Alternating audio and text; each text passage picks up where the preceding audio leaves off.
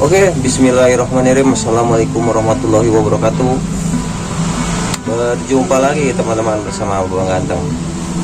Jadi pagi hari ini saya mau mancing tadinya teman-teman ya. Mau ke tambak lagi.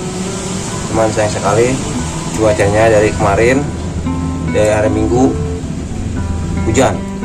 Jadi sampai sekarang hari Senin pagi ya masih hujan. Ini kayaknya sampai tahun baru ini kayaknya cuaca begini nih.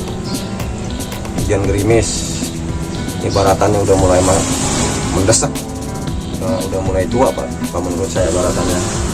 Jadi kesempatan kali ini Babang Ganteng atau saya mau sedikit berbagi ya.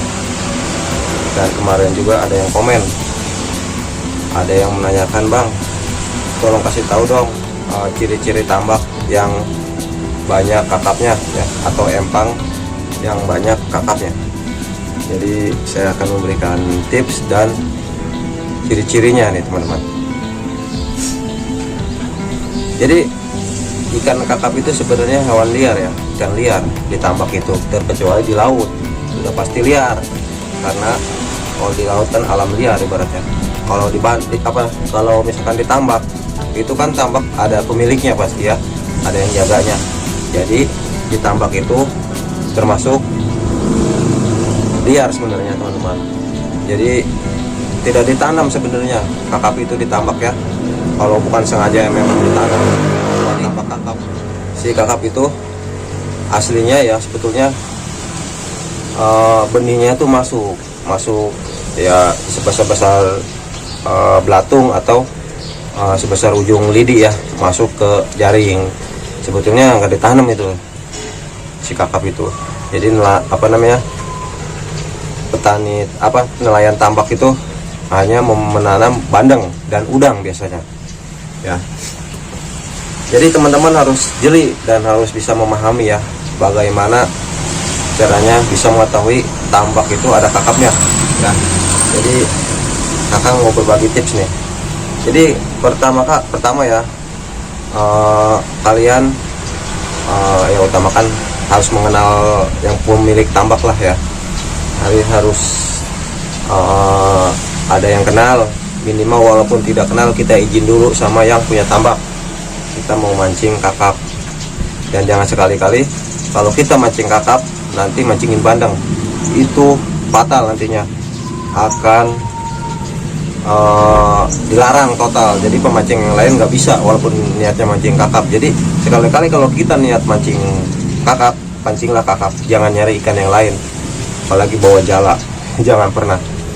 Oke, jadi kalian tuh minimal harus pertama ya harus izin dulu sama pemilik tambak ya. Dan yang kedua, perhatikan kondisi air teman-teman ya. Jadi kalian harus memahami harus memahami kondisi air, entah itu airnya warna hijau atau warna keruh atau bening, itu pasti masih ada kakapnya. Tetapi kalian harus melihat kondisi air empang yang baru diobat. Nah ya, jadi harus tahu ciri-cirinya. Biasanya empang yang habis diobat itu warnanya agak ngeteh teman-teman, dan agak bening. Dan juga kalau empang habis diobat itu banyak ikan-ikan predatornya yang mati ya, ngambang, kayak kakap puro, kayak yang lain juga, bandeng sisa-sisa juga biasanya ngambang kalau diobat atau dibentan ya. Cuman kalau dibentan biasanya nggak terlalu parah obatnya, udang-udang masih pada hidup. Nah jadi yang kedua itu perhatikan kondisi air, entah itu airnya air keruh, air hijau atau bening. Nah itu biasanya masih mau makan kakap ya, tetapi ada yang diobat, yaitu warnanya agak ngeteh gitu, coklat ngeteh gitu ya, itu diobat. Nah dan yang ketiga, teman-teman harus menanyakan kepada pemilik tambak ukuran atau size bandengnya itu umuran berapa bulan biasanya. Jadi biasanya kalau umur bandeng itu minimal 6 bulan tuh ya udah masuk 3 atau 2 atau 3 jari ya. 6 bulan itu ya udah termasuk 1,6 kilo lah kalau nggak salah. Jadi biasanya usia kakap itu mengikuti usia bandeng teman-teman. Jadi kalau misalnya tambaknya udah obat total, total mati, jadi kita dibenihkan lagi ya, otomatis benih kakap baru juga mengikuti benih bandeng yang baru itu teman-teman ya. Jadi harus memahami ukuran bandeng, apalagi yang tambaknya yang jarang diobat, biasanya di daerah-daerah Pulau Cangkir kayak empang-empang Pak Simat itu ya, jarang diobat, makanya kakapnya di sana besar-besar. Nah, jadi yang ketiga itu teman-teman harus memperhatikan ukuran atau size bandengnya ya. Jadi kakap itu mengikuti size bandeng tersebut ya. Nah, kemudian yang keempat, teman-teman harus memperhatikan kedalaman ya.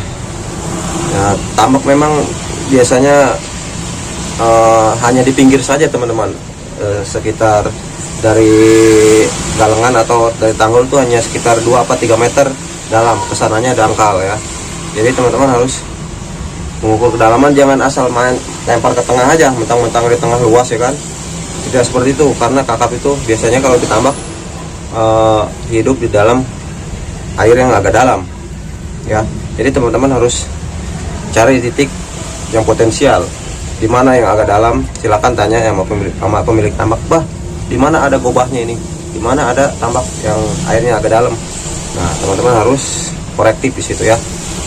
Nah, kemudian teman-teman harus sesuaikan settingannya di tambak, oke. Nah, jadi yang keempat tadi harus perhatikan kedalamannya ya. Dan ada juga tambak galian kayak semacam di pecinan itu ya, tambak bangla itu kan galian, itu udah pasti jarang diobat juga, itu pasti besar-besar ya tambaknya. Semakin besar kedalamannya pasti semakin banyak kakapnya teman-teman ya. Nah, kemudian yang kelima, teman-teman harus jeli atau harus memperhatikan area tambak. Jadi tambaknya ini kira-kira jaraknya dekat gak ke muara sama ke laut. Nah, semakin jarak tambak dekat ke laut dan muara, itu semakin potensial kakapnya teman-teman. Jadi ada juga tambak yang agak dekat ke darat ya, itu biasanya kalau menurut saya jarang ada kakapnya, karena kondisi air pasangnya lambat ya. Paling dia payau biasanya kalau di agak ke tengah agak ke darat. Biasanya saya kalau mancing-mancing itu agak di pinggir laut teman-teman tambaknya, jadi lebih dekat ke area muara dan laut ya. Jadi yang kelima teman-teman tuh harus perhatikan area tambak ya, dekat muara apa laut ya.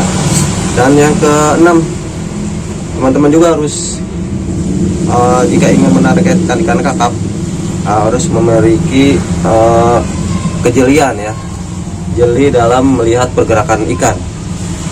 Apalagi di malam hari, biasanya kakap tuh lebih aktif nanggak ya, ngejar-ngejar mangsa, biasanya stok nanggaknya gitu kan.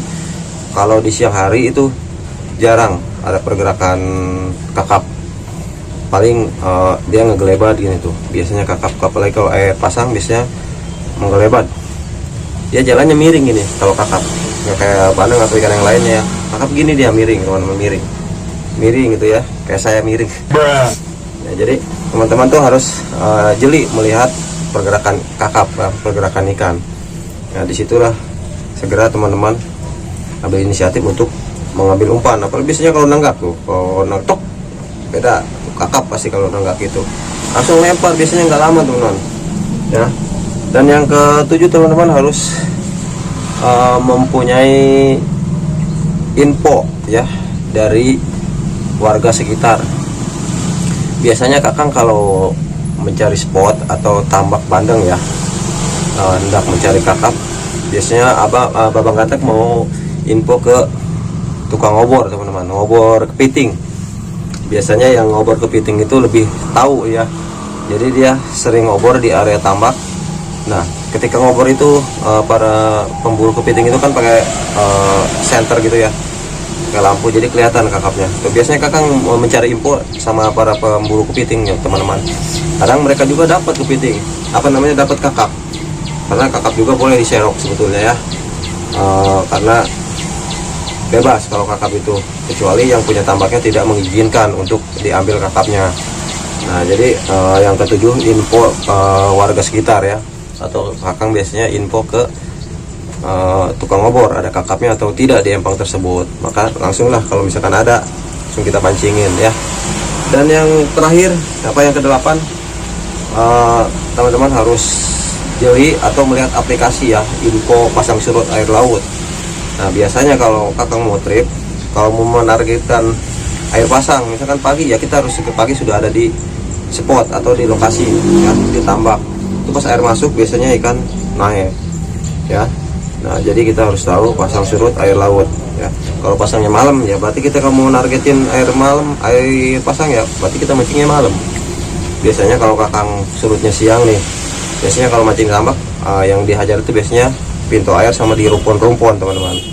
Nah itu dia ciri-ciri tambak yang ada kakapnya teman-teman. Jadi kalian harus memperhatikan, satu, izin pemilik dulu ya. Yang kedua, perhatikan kondisi air tambak. Yang ketiga, perhatikan usia atau umur bandeng. Yang keempat, perhatikan kedalaman tambak ya. Dan kelima, area tambak tuh kalian harus perhatikan areanya dekat ke laut atau ke muara. Yang keenam, kalian harus jeli melihat pergerakan ikan, pergerakan kakap. Yang ketujuh, kalian harus mencari info di warga sekitar, tambak mana yang ada kakapnya, tambak mana yang banyak kakapnya. Dan yang kedelapan, info pasang air laut. Kalian harus mengetahuinya ya, minimal kalian punya aplikasi pasang air laut. Oke.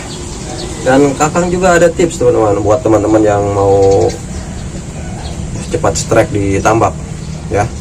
Sebetulnya mancing kakap itu gampang-gampang susah teman-teman ya. Di YouTube aja tidak semudah di lapangan ya, karena di YouTube itu kita diedit ya seharian jadi waktu 10 atau 20 menit. Jadi tipsnya adalah kalian pertama harus izin ya, izin sama pemilik tambak. Yang kedua, umpan, kalian harus menyesuaikan umpan. Biasanya kalau di tambak itu ya umpannya yang minimal paling besar segini, besar kelingking atau sebesar jempol anak kecil ya, atau umpan seribuan atau gopean. Biasanya menggunakan udang peci atau api, biasanya kakang bebas ya, tergantung mood kalau mau bawa udang api atau peci. Jadi biasanya kalau ke tambak biasanya kakang bawa udang api ya, karena gabrus kalau di tambak mah udang api juga gacor. Dan yang ketiga, teman-teman harus mengetahui settingan. Jadi settingan tuh pelampung aja teman-teman, sesuaikan sama timah sebesar gini aja, timah lada ya. Dan keempatnya, pakai kail yang kecil atau jangan terlalu besar lah, minimal nomor 6, maksimal nomor 7 ya. Jadi leader juga gunakan jangan terlalu besar biar agak cepat semberan. Jadi leader kalian gunakan 0,30 mm atau 15 atau 18 lbs teman-teman. Itu tipsnya dari kakang, semoga bermanfaat ya. Mudah-mudahan cuaca segera kondusif, kakang mau gempur lagi, rencananya mau ke laut nanti, ada yang ngajak ke Pulau Tine lagi. Dan mudah-mudahan kalian juga bisa memahami apa tips dan ciri-ciri tambak supaya kalian bisa strike di tambak. Kita percuma mancing kalau jong ya, kalau jong sia-sia, minimal dapat satu sambaran aja udah senang kita ya. Oke. Terima kasih, sehat selalu buat kalian yang sudah menyimak channel kakang. Dukung terus channel kakang dengan cara like, subscribe, dan komen ya. Semoga kalian selalu diberikan kesehatan. Wassalamualaikum warahmatullahi wabarakatuh. Dapat cicing mending mancing.